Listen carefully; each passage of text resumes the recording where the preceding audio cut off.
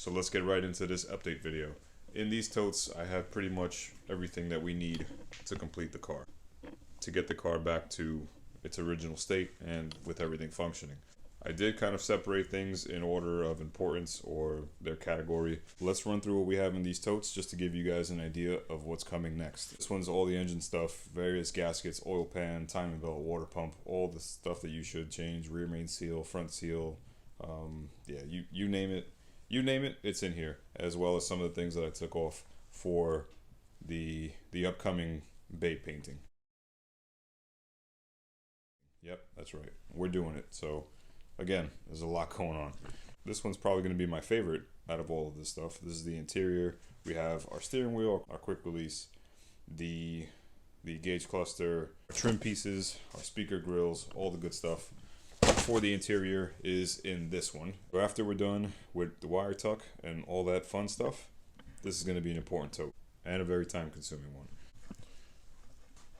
This is where our chassis harness is. That's going to go plug in seamlessly with our body harness in there, and it's going to make my life a lot easier. So stay tuned for this because we're going to focus on this a lot. It's probably going to be the next 2 videos or maybe 1, depends how everything shapes up.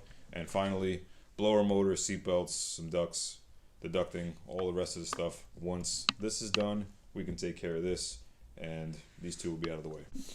And as promised, here it is, guys. This is what came out of the car. I know it's a little bit of a jumbled mess, but listen, this is what it was, and it wasn't that far off when it was in the car.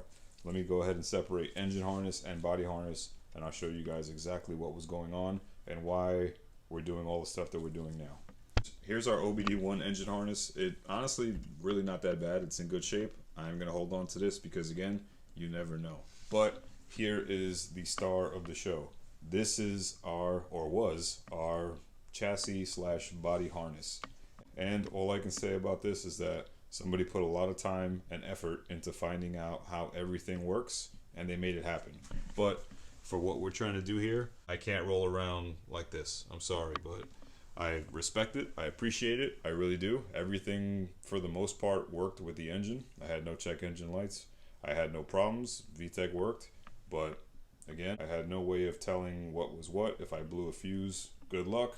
And of course, I had no hazards and all that good safety stuff. So I am going to be holding on to this just because, but you did good. It's time for something else. So one last time, guys, thanks for joining me again. Enjoy the spacious interior of the EF. A lot of this stuff is going to change. Fun things that we are going to have to do is weld on some of these brackets here. I was able to find everything I needed thanks to someone who reached out, and I really appreciate all that stuff and all the help that I've been getting. So stay tuned and stay busy. I'll catch you on the next one.